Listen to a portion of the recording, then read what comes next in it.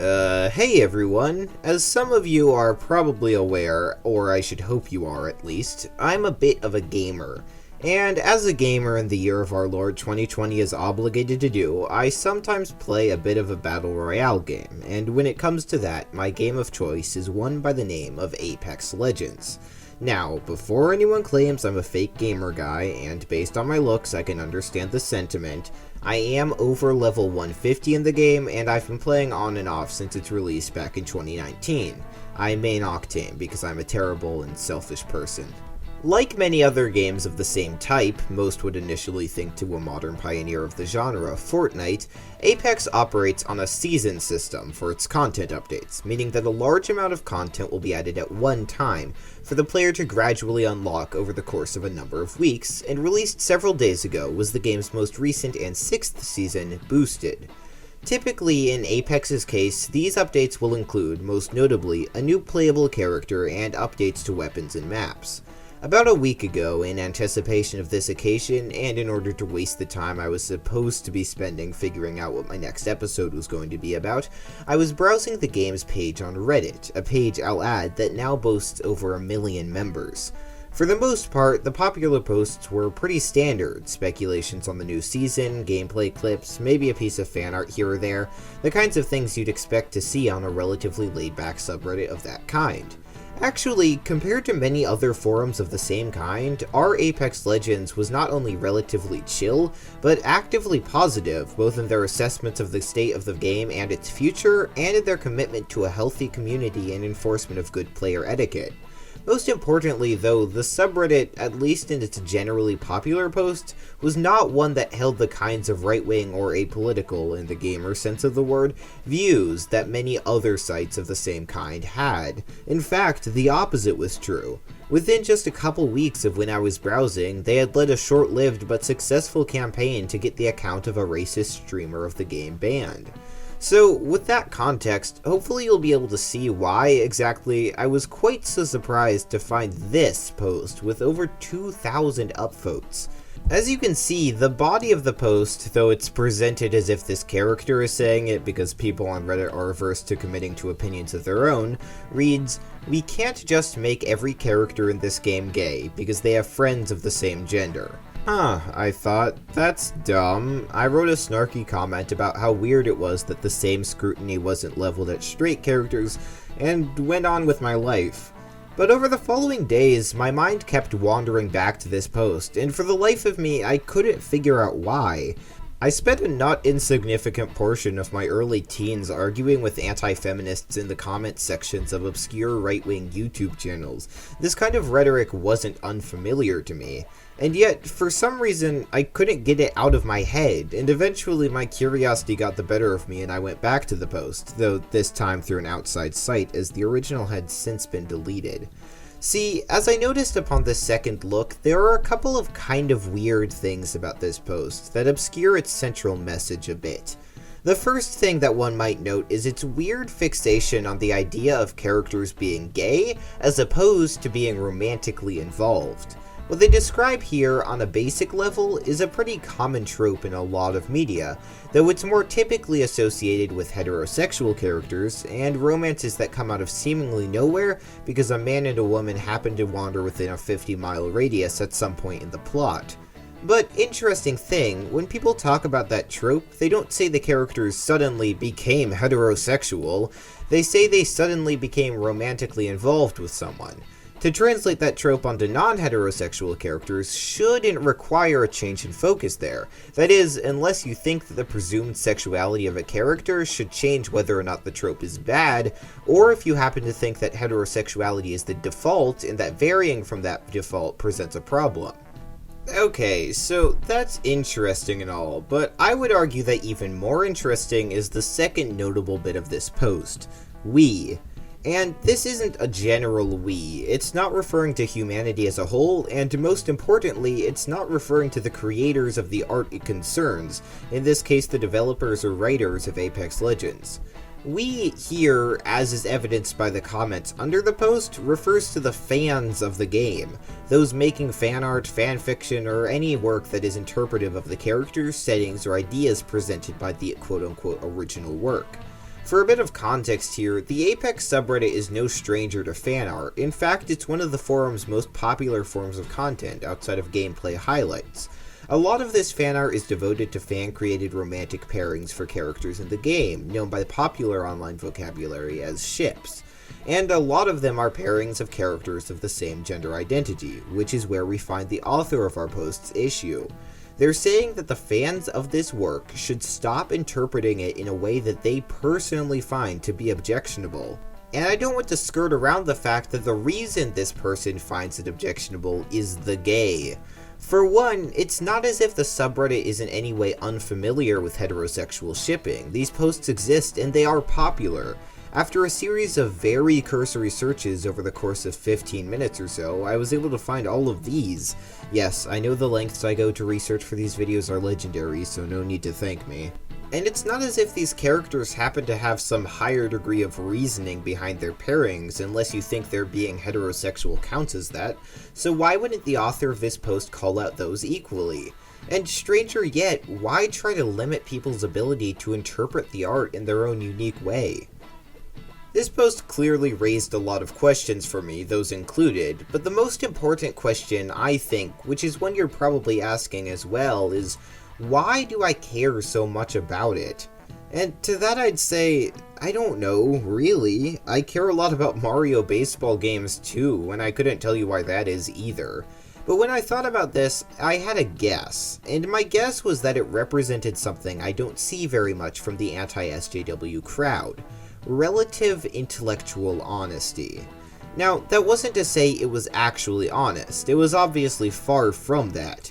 As I rambled on for nearly 2 pages of script, it does a lot to hide what it's actually implying behind a number of layers of implication.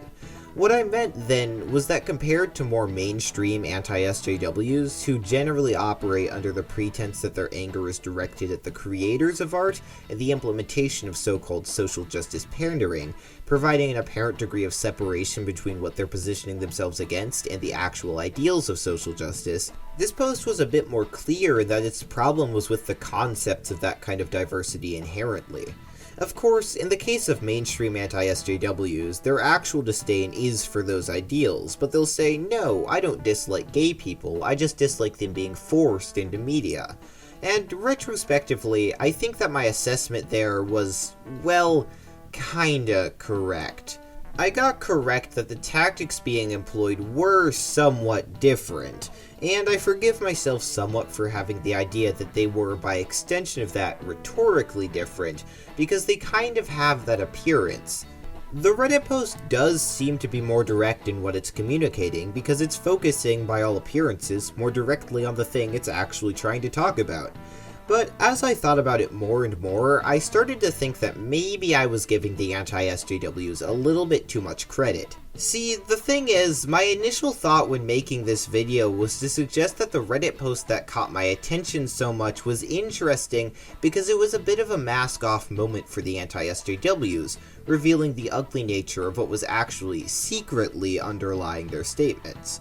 You know, those kinds of Reddit posts aren't exactly the widest reaching pieces of media talking about those ideas, and the people behind them aren't exactly the most accountable for what they say, so it would seem to follow that they might be at least a little bit more extreme or dogmatic than their counterparts on anti-SJW YouTube. But as I looked into it more and more, it became very apparent that I was very mistaken about this. I suppose it was my fault for giving them the benefit of the doubt, but the pretenses of separation between what they say they hate and, you know, queer people are, upon pretty basic examination, practically non-existent. They were never truly honest, but it's easy for me to just say that. To illustrate what I mean by all of it, I found 2 videos that I thought would be interesting to talk about, so let's go through each, point by point, to find out just how dishonest this all is. And since we started this video talking about Apex Legends, we'll look at a couple of videos from a bit earlier about Apex Legends and diversity, both of them about a controversy which occurred when, shortly after release, devs on the game revealed that 2 legends, Gibraltar and Bloodhound, were gay and non-binary respectively. Since, let's not kid ourselves, rhetorically pretty much all of these anti-SJW videos on any topic are the same, so it doesn't matter much if I pick 2 to be topical. First off, we have one from an individual by the name of the Amazing Lucas. I think you can already tell that this person has an acute understanding of the fallibility of their own human knowledge and will definitely present his points in an according manner. Anyway, the video we're talking about from him was published in February of 2019 and is entitled Apex Legends and the LGBTQ in the Gaming Industry. You might be wondering now if he talks in any serious way about how the gaming industry works, actual queer representation within the industry itself, or the implications of either of those things. He doesn't, but no fear, he does discuss things that are definitely a lot more important than those, trivial analyses of the structures of power inherent in the medium. Let's just get into it already. So guys, let me just say, I don't have a problem if you want to have an LGBTQRS character, if you want to make a gay superhero, any of that. I don't have a problem with that. Wow, that's great. I'm sure he won't say anything to directly contradict that statement in the next several seconds. You can't tell me that's not pandering. You can't tell me that's not pandering. Because you want to know why? You want to know why? Simple. Most gamers, I would say 99.9% of gamers, don't care. Alright, I know I'm joking around a lot, and that's because obviously, I think this is ridiculous. But I am analyzing it for a reason, because I think that there are some interesting takeaways from what's being said, and this is one of those points. It's really interesting to see this pivot in rhetoric when there definitely doesn't seem to be a corresponding change in context. He just says, oh, I'm okay with gay characters. A dev says a character is gay, and then he says that it's pandering and bad. He hasn't, and in the video doesn't proceed to, discuss in any meaningful way how something becomes pandering, but more importantly, how pandering is inherently bad. By the logic he uses, that any detail not directly related to gameplay and that most players don't care that much about is automatically pandering, you might be surprised to find out that maybe gay people aren't the only kind of pandering. In fact, Lucas, I have a really cool thing you might like. It's called the random page button on the Apex wiki, or as I call it, the pandering button. With this magical little button, you can find all sorts of details that no one would ever deeply care about, which means they're all bad. This could fuel your content for years. You can thank me later. Jokes aside though, this is what I meant by saying that it was a mistake to give these people credit for having an apparent degree of separation between them and blatant homophobia. It's obviously still here. It's really the only legitimate thing you could take away from what he's saying. It's obvious why he doesn't talk about those other details, because he's lying when he says that the fact he doesn't care is the issue here. It's not only barely different from the tactics of the Reddit post, it's the exact same. But now, in today's current climate, it's always, well, it's like this mafia they always talk about. They always look, it's like, hey, which character is part of the LGBT? We have to have at least one. At least. Well, for one, no one has told me where to sign up for the Gay Mafia, so I wanted to be known that I feel very left out and would like someone to inform me of how to ASAP. More importantly though, these couple of clips show a kind of non-committalness that once again communicates that the problems he allegedly has are dishonest, in large part because they're apparently barely thought out. He's constantly switching back and forth between blaming developers and the actual creators of the game, and this apparent group of shady individuals forcing them to include these characters. However, for both of these, he still doesn't say why it's bad, and basically, by extension, is making the point that making people who want to see more queer representation in games happy is a bad thing on its own, and worthy of mockery. I didn't mention it earlier, but every time he talks about the perspectives of someone who wants to see these kinds of things, he uses this really mocking tone, but then says things that I think are pretty obviously not crazy opinions. Are they gay? Are they gay? Is he gay? Is he gay? Because it looks like they're gay. I'm just saying. Then, shockingly, he backtracks his earlier commitment to being okay with gay characters if it's important to the story, complaining about 2 story games wherein queer romance is a major plot point. We see this clearly in, what's the new game that's going to be coming out? Last of Us 2. Just like, the whole trailer was revolved around this kiss. Revolved around these 2 girls kissing. Oh, Lord, it was just like, Where's the dude? It's the same thing they did with, what was it, Uncharted. With I forgot the two girls. I played the game, fun game. They're like, you guys should make them a couple. Make them a couple, that'd be so awesome. I'm like, who are these people out here? Again, I don't want to be repeating myself constantly, especially because I think it should be obvious at this point what's going on here.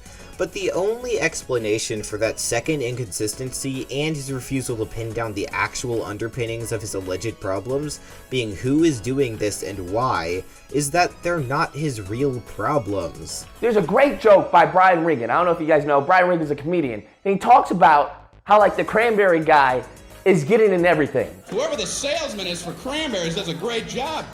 He's showing up everywhere. Hey, what do you got, apples? Put some cranberries in them. We'll call it cran apple, go 50-50. What do you got, grapes? How about cran grape? What do you got, mangoes? Cran mango. What do you got, pork chops? Cran chops. That's what it feels like with the LGBT. It's like, take it easy, guys. Just ease up for a second. I honestly don't even know if it's worth talking about this bit. It's an incredibly heavy-handed metaphor trying to make an even dumber point. Obviously, the cranberry here is a metaphor for the LGBTQ plus community, and I guess the other fruits are stand-ins for, like, society or something. It doesn't really matter that much. His takeaway is just that gay people are in too many places, and I guess it's nice at least that he's getting around to his real point anyway. He goes on to reiterate how he also thinks that no one cares about quote-unquote this kind of thing, which is weird because he keeps making fun of what he seems to think is an at least pretty influential group of people who happen to care about it. So what he means by that is that none of the people whose opinions he thinks matter care about it. This whole video is kind of predicated on the idea that people wanting to see themselves in media or having any interest in it whatsoever is an idea which is inherently worthy of ridicule, which is a pretty revealing thing. Lucas, despite how he started it, was not going into this video to discuss the pros and cons of, or right places and wrong to have diversity, because he doesn't think that we should have it. Some people might contest my characterization of that, but honestly, if someone tells you under what circumstances they think something is good and under which it is bad, but then go on to also say that an instance where the thing meets their qualifications to be good is bad, I think the logical conclusion is that they lied about thinking it was a good under any circumstance.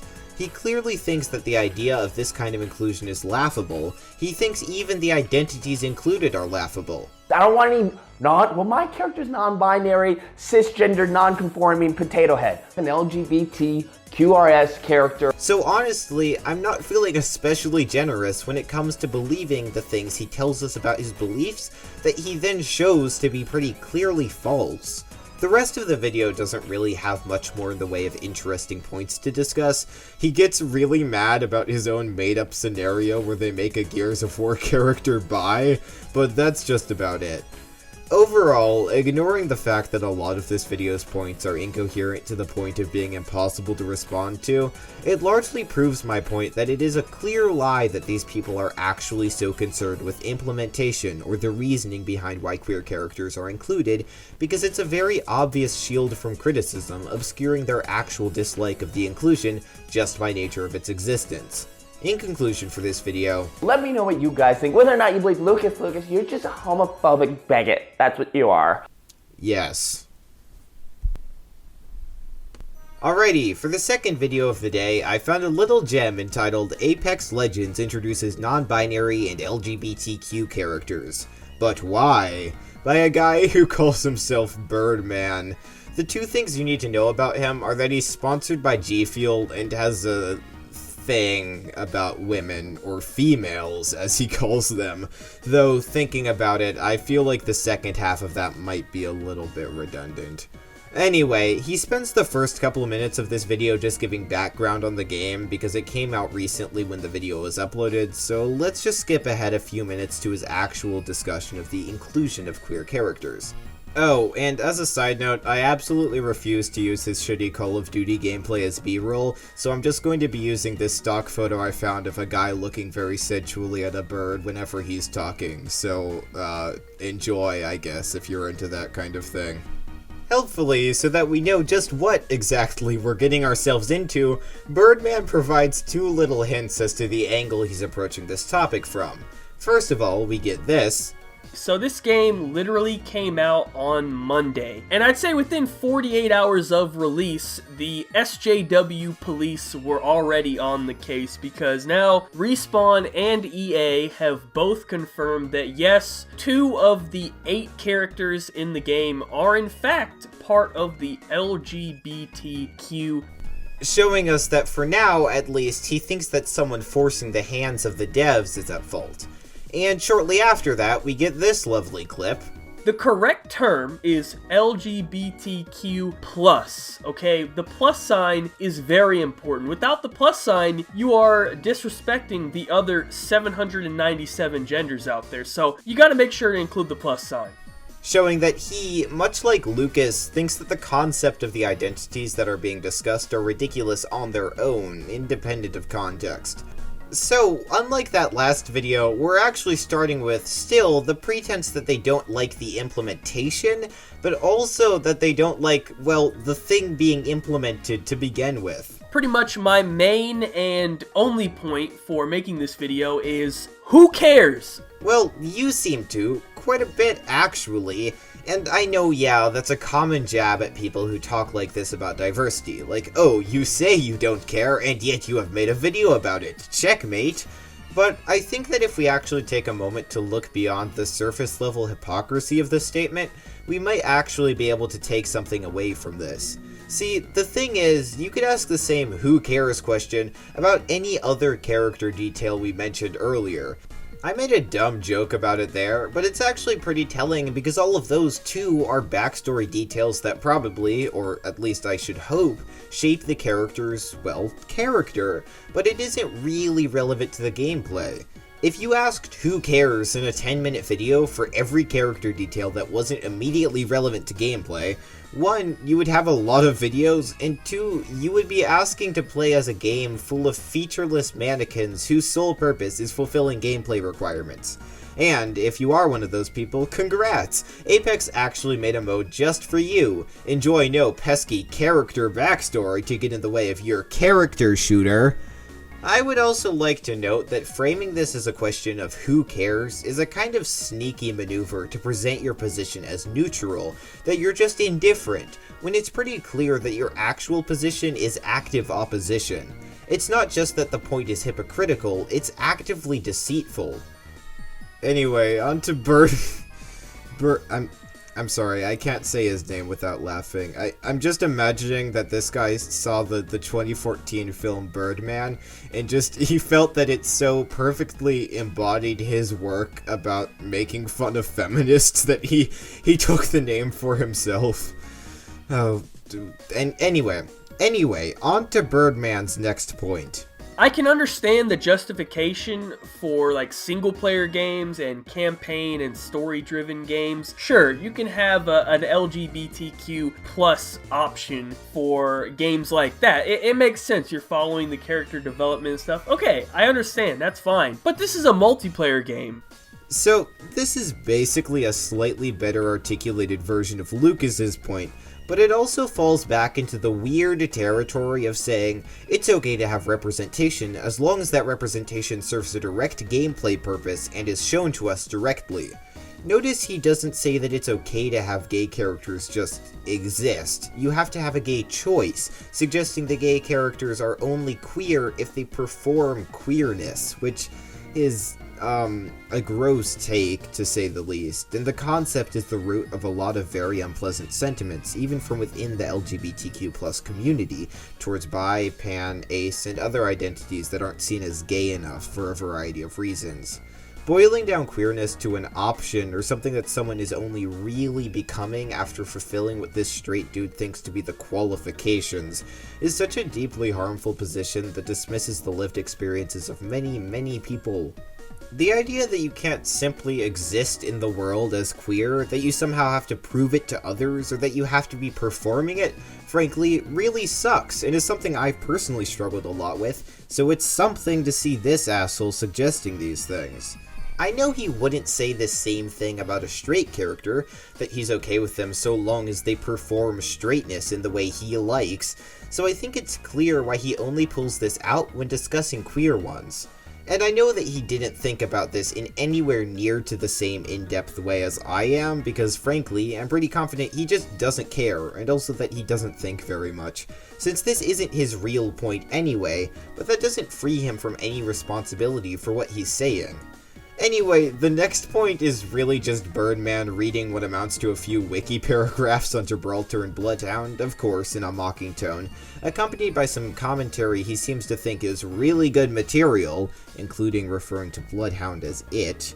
But this is then followed by some actually hilarious material, if unintentional, of him going through the game's characters and getting really annoyed by his own very tenuous attempts to categorize them within the diversity quota that the game is trying to hit. Feminist, the gay one, basic white girl, and robot. He also gets pretty annoyed, ironically enough, that you have to buy, with currency you earn by playing the game, I might add, the straight white male character. Birdman gets onto a bit of a tangent right after this about how they didn't even include a character for every possible racial minority, so what was the point of including any diversity? Which, and I know I've said this a lot, doesn't make any goddamn sense. I really try not to just dismiss points, but it's very difficult to respond to this one because it's just very confusing. I think it's trying to say that they failed in their goal of representation if everyone isn't represented in some way, but this is a disingenuous point to present because he knows he wouldn't be asking where that diversity is on a very non-diverse cast, and is only using the point because he thinks it undermines the concept of diversity itself, not because it's meaningful to him, when in fact it's obvious to most everyone that perfect representation is impossible, but that obviously imperfect representation is better than none.